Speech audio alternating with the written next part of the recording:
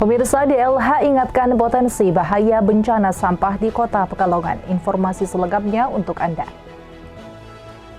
Pekalongan tidak hanya dalam ancaman bencana tenggelam akibat banjirop, kenaikan muka air laut maupun penurunan muka tanah, tapi juga menghadapi potensi ancaman bencana sampah.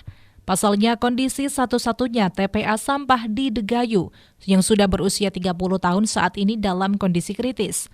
Kota Pekalongan perlu bersiap melakukan antisipasi potensi ancaman bencana sampah.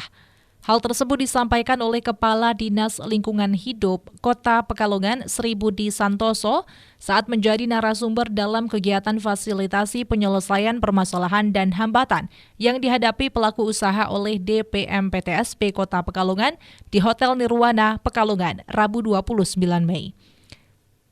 Sri Budi menyebut pada awal tahun 2024, truk sampah masih bisa masuk 20 sampai dengan 30 meter ke dalam TPA untuk membuang sampah.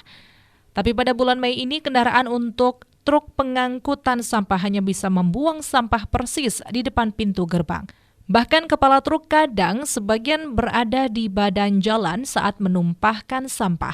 Padahal setiap hari TPA Degayu menerima kiriman sampah sekitar 130 sampai dengan 140 ton sampah.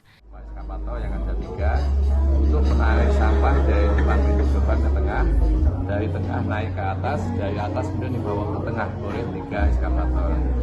Mengingat hampir setiap hari kurang lebih 140 ton sampah masuk ke TPA dan kondisi TPA yang sudah 30 tahun seperti itu, maka ada potensi TPA itu akan tidak mampu lagi digunakan sebagai tempat pembuangan sampah.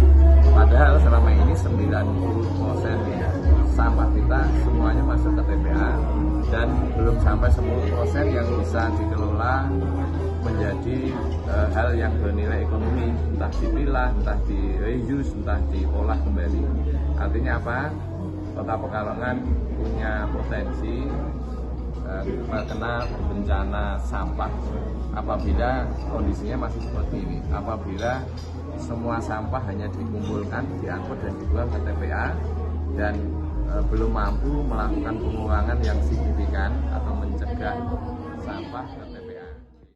DLH saat ini sedang menyiapkan draft regulasi tentang sistem tanggap darurat apabila terjadi bencana sampah, utamanya kondisi berhentinya layanan TPA. Sebab TPA bisa berhenti kapan saja jikalau terjadi hal-hal yang tidak terduga, misal kerusakan alat-alat berat seperti ekskavator atau sebab lainnya.